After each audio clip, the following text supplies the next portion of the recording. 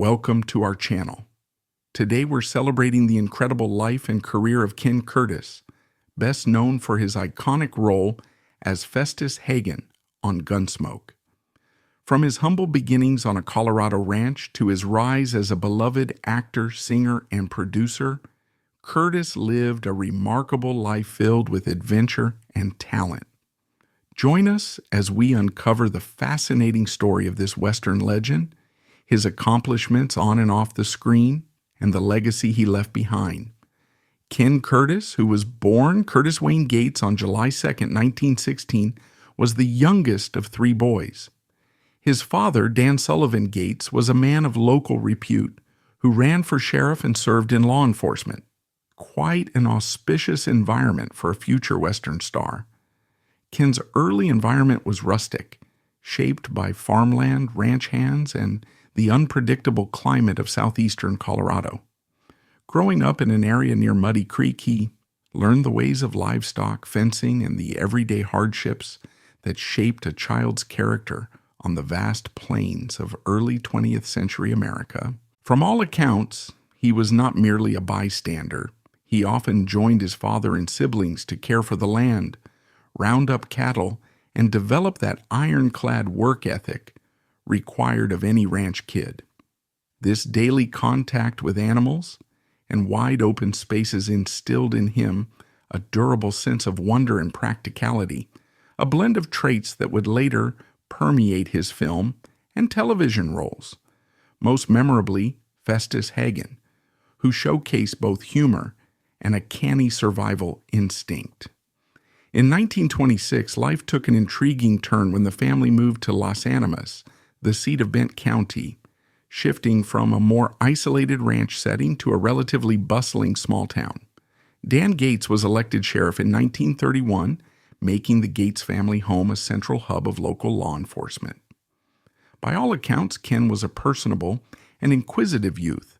Living near the Bent County courthouse and jail gave him a first-hand perspective of humanity in all its forms: petty criminals, local disputes, and the daily negotiations of small-town justice. Later interviews with Ken suggest that these early experiences shaped his empathy and sense of character, echoing in the roles he eventually played. The dusty corridors of a real-life jailhouse are quite a vantage point for a young man destined to portray a scruffy deputy on one of the longest-running series in television history. While his father served as sheriff, Ken attended Bent County High School. Local newspaper archives indicate he excelled both academically and extracurricularly, engaging in football, demonstrating physical vigor, and playing clarinet in the school band. The clarinet highlights that from a relatively young age, Ken wasn't only enamored by the rugged side of cowboy culture, he was also drawn to music, a pursuit that would soon lead him to some of the most prestigious stages in America. Graduating in 1935, he found himself weighing his life options: remain close to home in southeastern Colorado, or chart a path that might carry him far beyond the ranch gates. By the time he was in his late 20s, World War II was raging, and like many of his generation, Ken served in the United States Army from 1943 to 1945. His experiences in the Army remain only partially documented in public records.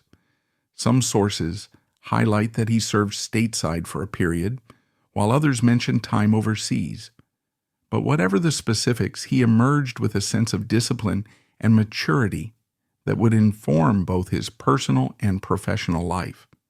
The war also introduced him to a broader world of cultural exchange, a stark contrast to the farmland of Colorado. Upon his return, he briefly entertained the notion of studying medicine at Colorado College, possibly envisioning a stable future of helping others in a clinical setting. However, around 1941, he had already gotten a remarkable break in show business, joining Tommy Dorsey's band, stepping into a slot famously occupied by none other than Frank Sinatra. While the time he spent singing for Dorsey was relatively short, Dick Haymes would eventually become the band's primary vocalist. This experience gave Ken a taste of national acclaim. It also taught him stage presence, audience rapport, and the nuances of performance under the bright lights of top-tier big band engagements. Ken's involvement in radio began to blossom as well. By 1948, he was a featured singer and host on the world's original Jamboree, a popular country music radio program that broadcast across various states. This step further anchored him in the world of professional entertainment, connecting him to fans who were hungry for the blend of country, western, and big band stylings that so clearly defined mid-century American music tastes. Around this same time, he found love. In 1943, he married Lorraine Page while working at Universal Studios. Though he took on small acting assignments at Universal, such as background roles or bit parts, he also nurtured the musical side of his career. Ultimately, the marriage to Lorraine did not last forever, but it marked the start of a more permanent foray into the Hollywood scene. By 1949, Ken landed a coveted role as lead singer for the Sons of the Pioneers, one of the most revered Western music ensembles, famously associated with Roy Rogers. This group delighted fans with smooth harmonies and iconic songs like Room Full of Roses and Riders in the Sky. Ken Curtis's ability to seamlessly blend with their polished style further broadened his fan base among Western aficionados. The group's repertoire carried a distinct flavor of frontier romanticism, and Ken's presence injected fresh energy into classics that remain beloved to this day. Meanwhile, Columbia Pictures took note of Ken's increasing popularity, signing him to a contract around 1945. This would lead him into a series of musical westerns, light-hearted, melodic films that served as perfect platforms for a singing cowboy. Many of these flicks are considered B-movies in the sense that they weren't top-of-the-bill blockbusters like Stagecoach or Red River, but they provided Ken the chance to flex both comedic and romantic muscles. He serenaded leading ladies, engaged in comedic banter, and occasionally indulged in broad, vaudeville-style humor that 1940s and 1950s audiences found appealing. One of the most pivotal developments in Ken's life and career came through a personal connection. He married Barbara Ford, daughter of legendary director John Ford. Though Ken and Barbara would eventually part ways, this union introduced him to a close-knit circle that included John Wayne and Henry Fonda, among other towering figures. John Ford was already lauded for classics like Stagecoach, The Grapes of Wrath, and How Green Was My Valley by the time Ken Curtis entered his orbit. Ken soon found roles in Ford's movies, such as Rio Grande, 1950, where he was part of the regimental singers who appear on screen alongside John Wayne and Maureen O'Hara. Ken's association with Ford and Wayne continued in multiple films. He was Charlie McCory in The Searchers, 1956, a comedic suitor vying for the affection of Vera Miles's character amidst a backdrop of desperate frontier drama. Though The Searchers is frequently cited for its darker themes, and John Wayne's iconic portrayal of Ethan Edwards, Ken Curtis provided some comedic relief that balanced the film's overall tone, earning him recognition as a character actor with range beyond singing cowboy roles. He also appeared in smaller roles in The Quiet Man, 1952, and The Wings of Eagles, 1957. Film buffs note that Ford kept a stock company, loyal actors he rotated among his productions, and Ken was most definitely part of that circle. In Mr. Roberts, 1955, directed partly by Ford and finished by Mervyn LeRoy due to creative tensions, Ken turned up alongside big names like Henry Fonda, Jack Lemmon, and James Cagney. This comedic Navy story allowed him to hone the comedic instincts that would, years later, be on full display as Festus Haggen. Before he would forever inhabit the persona of Festus, Ken had a minor appearance on Gunsmoke in Season 4, playing a character named Phil Jacks in the episode Jayhawkers. The producers recognized something in Ken's performance that aligned with the show's ethos, especially given Dennis Weaver's eventual departure as Chester Good. Ken returned to Gunsmoke in the recurring role of Festus Haggen, introduced as a scruffy, seemingly uncivilized sidekick of sorts. Over time, the writers and producers tested the character's dynamic within the series. Festus's comedic lines, folksy wisdom, and incessant but good-natured quarreling with Doc Milburn Stone proved a winning formula. When Dennis Weaver left, Festus essentially took the mantle of Marshal Matt Dillon's right-hand man. Festus Haggen quickly evolved into an audience favorite.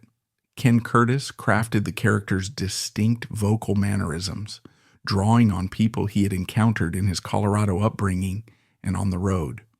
The folksy patois, humorous malapropisms, and the unique rasp of his voice were consistent highlights of the show. Fans often mention that if you closed your eyes and simply listened to the banter between Festus and Doc, or Festus and Matt, you could imagine yourself in a lively frontier town. This authenticity, combined with comedic timing, gave Festus a longevity that soared past other supporting characters in Gunsmoke. Spanning more than a decade on the air, Ken Curtis ultimately appeared in 304 episodes, surpassing all other deputies who had served beside James Arness's Matt Dillon in that iconic series. Though Gunsmoke frequently demanded the bulk of his time, Ken Curtis did not limit himself to only that arena. He guest starred on Have Gun, Will Travel, featuring Richard Boone, and popped up in an episode of Perry Mason titled The Case of the Clumsy Clown, in which he portrayed a circus performer named Tim Durant.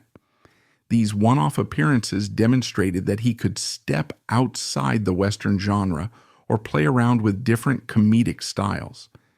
Meanwhile, behind the camera, Ken tried his hand at producing. Teaming up with Gordon McClendon, he produced 2 low-budget monster flicks in 1959, The Killer Shrews and The Giant Gila Monster. In a time when B-movie creature features were box office staples, Ken saw an opportunity to branch out creatively. Although these films garnered more cult appreciation than mainstream accolades, their existence in the realm of drive-in cinema showed that Ken Curtis had a taste for variety and wasn't afraid to take a gamble. He continued to land roles in Western productions outside Gunsmoke. For instance, he appeared in Death Valley Days in 1964, an anthology series that presented dramatized stories of the Old West. In the episode Graydon's Charge, Ken played a role that gave him a chance to revisit those frontier roots, albeit in a style different from the comedic slant of Festus. After Gunsmoke ended in 1975, many stars of the show faced uncertainty. Yet Ken found occasional new adventures in primetime television. He turned up in the Heat of the Night, a modern crime drama, as a retired police detective. In 1983, he joined the cast of The Yellow Rose, a short-lived Western drama starring Sam Elliott and Sybil Shepherd. Though the show never reached the longevity of Gunsmoke, Ken's involvement connected new viewers to that older tradition of cowboy storytelling. On the personal front, Ken's relationships evolved over the decades. After Barbara Ford, he married Tori Connolly in 1966, remaining with her until his passing in 1991. Tori brought 2 stepchildren into his life, giving Ken a sense of family that extended beyond his earlier marriages. Beyond the limelight, Ken was known as a warm, approachable man who cherished meeting fans. Throughout the 1970s and 1980s, Western fan conventions, rodeos, and fairs invited him as a star guest. Ken sometimes delighted audiences by appearing in his Festus attire, hat, boots, and scruff, drawing long lines of admirers seeking autographs, photos, or just a few words with the actor they had grown to love. He spent hours chatting with them, telling jokes, and even, on occasion, bursting into a quick snippet of song. Philanthropy and community engagement also played a consistent role in Ken's life. He donated to local charities, particularly in Colorado, and sometimes pitched in for youth music programs or rancher assistance funds. Leveraging his name recognition, Ken participated in benefits or fundraisers where he might perform a song or two, bridging his big band past with his Western stardom. Even after Gunsmoke concluded, Ken never fully abandoned performance. He would occasionally appear on talk shows or variety specials, singing country western tunes or comedic numbers that capitalized on his natural stage presence. In interviews and fan recollections, it's frequently mentioned that Ken was never jaded by Hollywood's sometimes fickle nature. He remained humble, believing that his greatest gifts were meant to be shared, whether on screen or at a local charity event. As the decades rolled on, Westerns receded from the top of American pop culture. Yet fans still adored Ken Curtis's portrayal of Festus Haggen, and Gunsmoke reruns kept that love alive for younger generations, who discovered them through afternoon TV blocks or cable networks. Ken occasionally revisited the role or joined cast reunions that brought James Arness, Buck Taylor, and other co-stars back together. They reminisce about the show's two-decade run, often citing Ken's comedic spark as one of the major reasons Gunsmoke could balance heavier, dramatic elements with folksy levity. Festus Haggen wasn't just comedic, he demonstrated loyalty, grit, and an implicit moral code.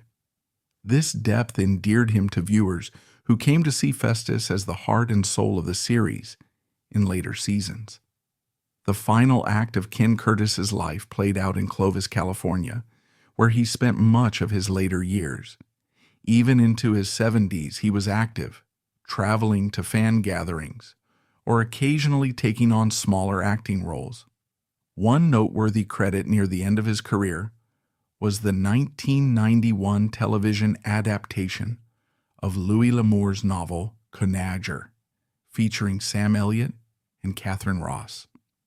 Ken had a small but significant role, a fitting salute to the Western genre that had given him so much fame and recognition. However, destiny caught up with him on April 28, 1991, when Ken passed away in his sleep from a heart attack in Fresno, California, at age 74. The immediate reaction was an outpouring of grief from colleagues and fans. James Arness, Buck Taylor, Amanda Blake, and others who had shared the Gunsmoke set expressed their deep sorrow. Articles and TV segments ran tributes to Ken as both a comedic talent and a genuinely kind soul, underscoring how his generosity and good humor had impacted countless lives. Ken's ashes were scattered over the Colorado flatlands, a final return to the landscape that had shaped him from childhood. There is a poetic symmetry in the man who started life as a ranch boy in southeastern Colorado, resting eternally in that open space, where the wind can blow softly in the evenings and the horizon stretches out in an unbroken line. It's a tribute to a life that never lost sight of its origins, even while navigating the glare of Hollywood lights and the rigors of television production. Since his passing, interest in Ken Curtis has continued to grow, fueled by DVD releases, streaming platforms, online fan forums, and ongoing syndication of Gunsmoke. One interesting tidbit found through deeper searches is that Ken provided the voice of Nutsy, the Vulture, in Disney's 1973 animated film Robin Hood, further emphasizing his versatility.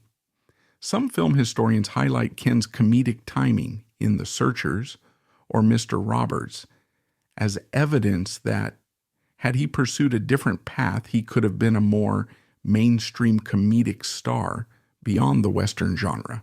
But fate, and perhaps genuine passion, anchored him in the frontier domain, first as a musician and eventually as the quintessential sidekick figure. Today, younger audiences encounter Gunsmoke for the first time through streaming services or specialized cable channels, and many immediately latch onto Festus as a standout.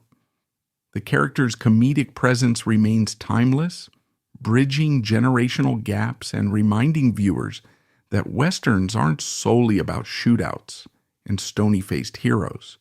They're also about community, friendship, and the everyday humanity found even in dusty frontier towns. Ken's gift was to highlight that humanity with a warmth rarely matched, and that's why his portrayal endures. Ken Curtis's journey from a ranch in Colorado to becoming a Western icon is a testament to his immense talent, versatility, and dedication. His portrayal of Festus Haggen on Gunsmoke remains unforgettable, and his contributions to entertainment continue to inspire fans of all ages. Though he's no longer with us, Ken Curtis's legacy endures through his timeless performances and the love of those who cherished him. If you enjoyed this tribute, don't forget to like, comment, and subscribe for more stories about Hollywood's greatest stars. Thank you for watching, and we'll see you in the next video.